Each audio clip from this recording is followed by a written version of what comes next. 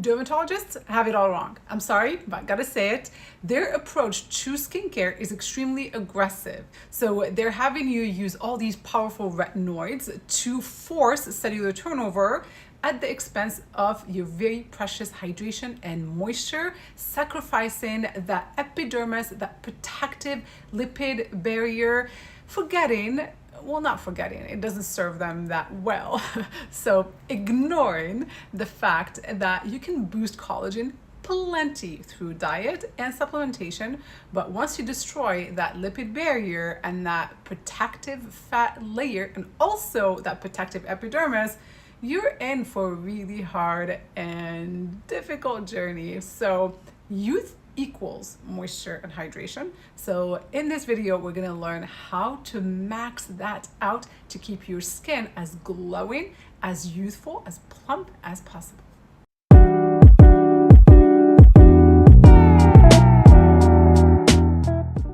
If you're new here, welcome. My name is Nadia Benchakroun, your guide to better skin naturally without intervention. I founded the Functional Beauty Principles, addressing great skin through diet, supplementation, and clean skincare that's not introducing toxins to your skin and body.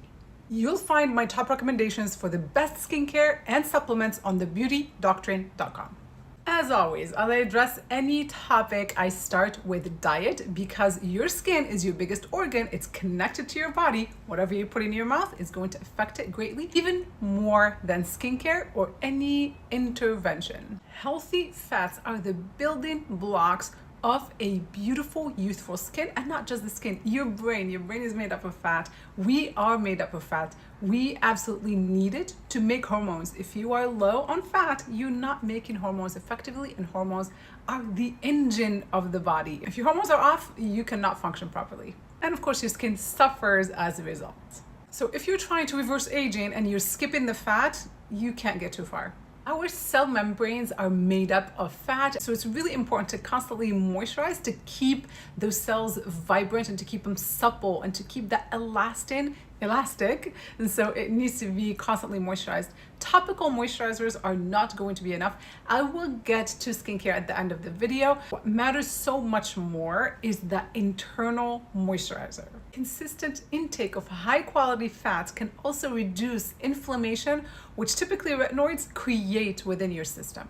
All right, so let's talk about the good fats versus the bad fats. At the top of the list are going to be omega-3 fatty acids. Those are your anti-inflammatory fats. They make your brain function beautifully. They give you concentration, they reduce depression, anxiety, and they lubricate your entire body. Amazing, amazing. You cannot skip your omega-3 fatty acids. I love to get my omegas from fatty fish like wild caught salmon and wild caught sardines, but also supplement on those days when I'm not consuming fish, supplement with a high quality omega-3 supplement.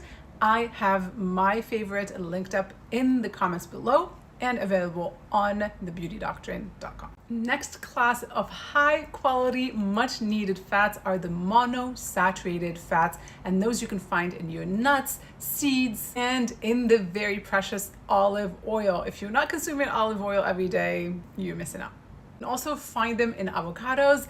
These fats maintain that integrity of the cell membrane, creating a very strong and resilient skin barrier. So if you have a compromised lipid barrier, load up on your avocados, olive oil, and nuts. Next class of fats are the medium chain triglycerides, and those are the MCTs. I'm sure you've heard of coconut oil. It's high in MCTs, which are also anti-inflammatory, highly moisturizing, and can act as hormone balancers. These fats are quickly converted into energy, so it's great to put a little bit of MCT oil in your morning coffee, or if you feel sluggish midday, have something with coconut. I love to cook my rice in coconut oil. It's super beneficial for your brain function, metabolic health, and of course, supple and radiant skin.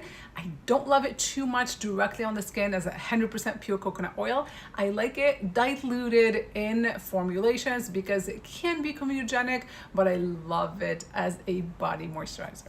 Next class of fats is called phospholipids, which you can find in eggs, krill oil, which by the way are really high in that retinol naturally, and they also contribute to that integrity of the cell membrane. Now, let's talk about the bad fats. Unfortunately, they're everywhere. If you are eating at restaurants, if you're buying processed foods, packaged foods, even your cereals, things where you would not even imagine that you would have harmful fats, trust me, they're everywhere. Those are highly processed and cheap fats. So you name it, cottonseed oil, soybean oil, sunflower oil, safflower oil, vegetable oil, corn oil, and so on. Aside from the toxic load, the heavy chemical processing, the solvents, the added fragrance, yes, they add perfume, because if there's no perfume added to those fats, they would be so rancid and so smelly, you would not want to touch them. Now, in addition to all of that, they are high in omega-6 fatty acids, which are not the so great ones. We can have them, but in moderation. We always have to have more omega-3 than omega-6 in our system, but the opposite is true with our modern lifestyles. You always want to aim at increasing your omega-3s because those are the anti-inflammatory ones versus omega-6, which are pro-inflammatory. If you're somebody that consumes chicken primarily as your source of protein, chicken is pretty high on that harmful omega-6. You want to balance out your diet with high quality sockeye salmon, as well as grass-fed, grass-finished beef, and of course those precious eggs.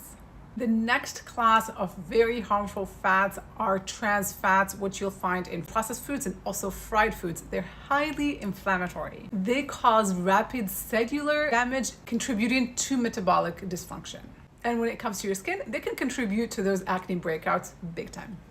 I have to mention one fat that's supposed to be good and yet it's mostly bad, and that is avocado oil. Unfortunately, there's very little regulation when it comes to foods that we purchase. There was a lab that tested most avocado oils on the market and found that many of them are blended with those harmful seed oils.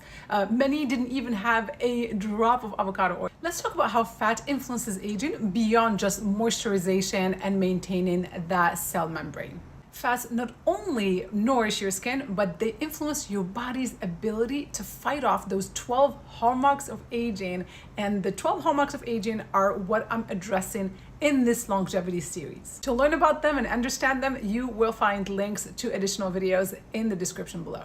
So the consumption of good fats can impact nutrient sensing, nutrient delivery and assimilation, mitochondrial dysfunction, and chronic inflammation, all of which are contributors to that rapid aging.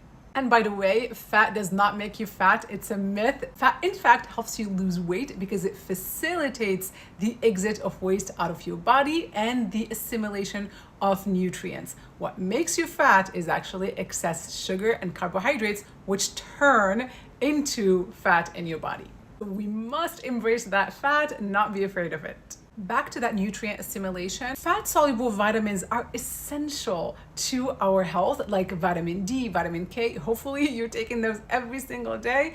Also vitamin A. There are various nutrients that our bodies need, but they are fat-soluble. Hence, they need to be consumed with fat for them to be able to work.